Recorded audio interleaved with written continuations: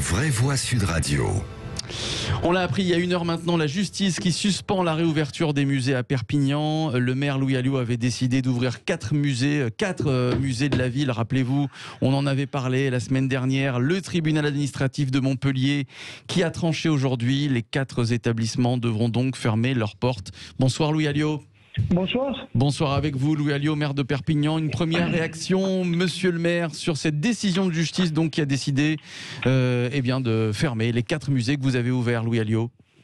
Écoutez, je trouve que c'est dommage parce que c'était une occasion de laisser percevoir un petit coin de ciel bleu, comme j'ai toujours dit, alors que toutes les mesures sanitaires sont prises en compte. C'est ce que relève d'ailleurs le juge dans cette décision. Et donc, de ce point de vue-là, c'est maintenant aux autorités supérieures à prendre leur courage à deux mains et à prendre la décision d'ouvrir non pas peut-être tous les lieux de culture, il faut quand même attendre encore l'évolution des chiffres de la pandémie, mais au moins les musées, et notamment en province, car ils sont à dimension humaine, car on peut contrôler les entrées, on peut faire un protocole sanitaire beaucoup plus rigoureux de ce que l'on peut trouver dans le métro parisien ou dans les supermarchés.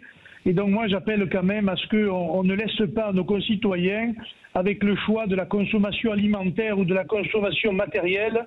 Il y a aussi la nourriture de l'esprit. Et aujourd'hui, que ce soit le milieu culturel ou nos concitoyens, eh bien ils demandent tout simplement à pouvoir un tout petit peu vivre et avoir un petit peu d'espoir dans cette morosité ambiante. Est-ce que vous avez dit votre dernier mot, Louis Alliot? Est-ce que dans quelques semaines, on pourrait imaginer une réouverture des musées à Perpignan? Est-ce que vous allez retenter ou pas, Louis Alliot? Mais écoutez, je pense que, au regard de ce que l'on peut voir, c'est-à-dire par exemple votre sondage que vous sortez aujourd'hui, 60% des Français sont d'accord avec cette décision. On voit la mobilisation dans les milieux culturels.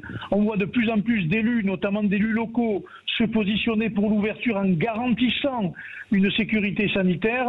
Je ne vois pas pourquoi, je ne vois pas surtout comment le gouvernement pourrait continuer à faire la sourde oreille. Voilà, c'est aussi un appel à la vie, un appel à l'espoir. Et moi, Madame Bachelot, Monsieur Castex, qu'on n'a plus vu depuis très longtemps, il faudrait qu'ils ressortent un peu, et Monsieur Macron devrait se positionner sur ce sujet-là, qui est très important et qui permettra tout simplement de donner de l'espoir. Parce que le problème aujourd'hui, c'est que l'on voit bien, c'était le débat précédent que vous aviez, c'est-à-dire que tout le monde, par exemple, critique Marine Le Pen en parlant d'un certain nombre de griefs qu'on lui fait, mais l'incompétence aujourd'hui, par exemple, du gouvernement, elle est criante.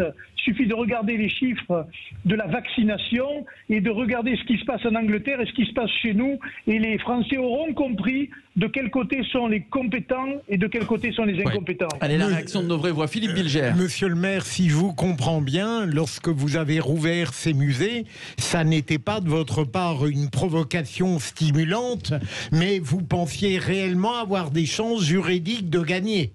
Oui, je le pensais réellement parce que c'était 4 arrêtés différents, parce que notamment dans certains musées, vous avez des boutiques à l'intérieur des musées qui sont ouvertes, alors que le musée, lui, n'est pas ouvert. Donc je pensais qu'il pouvait y avoir quand même une étude au cas par cas, avec une règle de droit d'ailleurs qui n'a pas été, étudiée par le juge.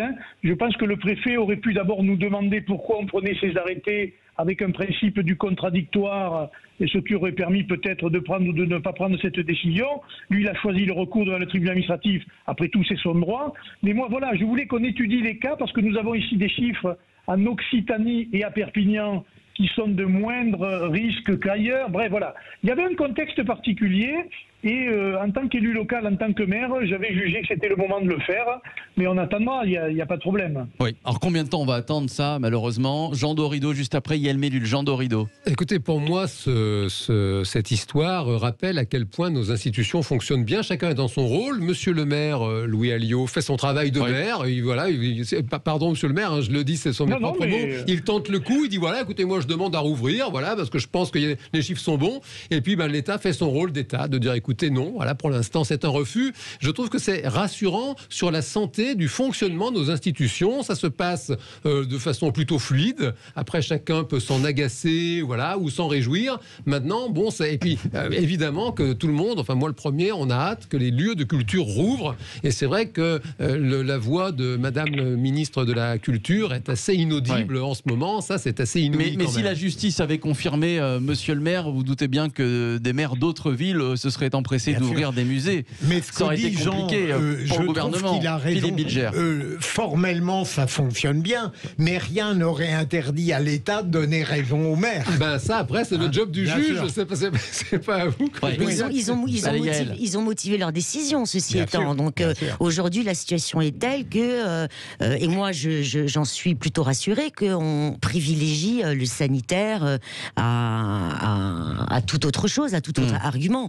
Je veux dire, aujourd'hui, on n'est pas encore en capacité manifestement de recueillir autant de personnes au même moment dans un même endroit. Les protocoles sanitaires ne sont pas encore manifestement... Mais c'était pas le cas. Louis Alliot.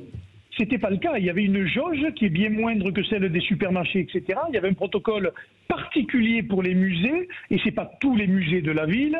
C'était ciblé sur 4 musées, etc.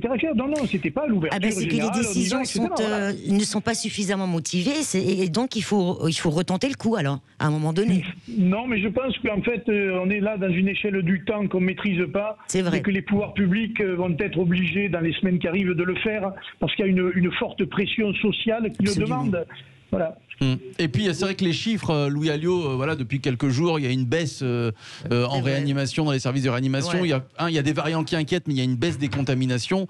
Voilà, les chiffres sont plutôt bons, j'ai envie de dire, Louis Alliot, pour peut-être une sortie de crise. Surtout que voilà, vous avez vu apparemment en mai-juin, l'objectif c'est 8 à 9 millions de vaccinés en France. Peut-être une sortie de crise d'ici quelques mois, Louis Alliot. Oui, et j'espère que d'autres vaccins seront autorisés par l'Union européenne et que voilà, on aura à disposition, un arsenal de mesures à la fois de prévention, mais aussi de traitement. Il ne faut pas oublier les traitements qui nous permettent de sortir de la crise, ou en tout cas de vivre avec. Parce qu'aujourd'hui, on voit bien qu'on est parti sur une période où il y aura du virus, il y aura du variant, et ça ne va pas s'arrêter du jour au lendemain.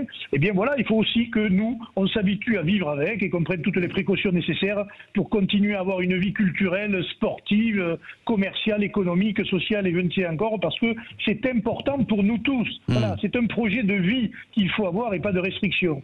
Et voilà, donc la justice qui suspend l'ouverture des 4 musées de Perpignan. Vous n'aviez pas ouvert de toute façon, Louis Alliot, ces musées. Ils étaient ouverts depuis quelques jours, non? Ils étaient ouverts depuis la semaine dernière, et en respectant le protocole, avec des chiffres... Tout se passait bien. Tout se passait parfaitement. Ça peut servir d'expérience d'ailleurs à la ministre de la Culture pour tenter de le faire ailleurs. Jusqu'à maintenant, la justice est toujours allée dans le sens des maires, de l'État. Pardonnez-moi, oui, sauf une fois à Nice.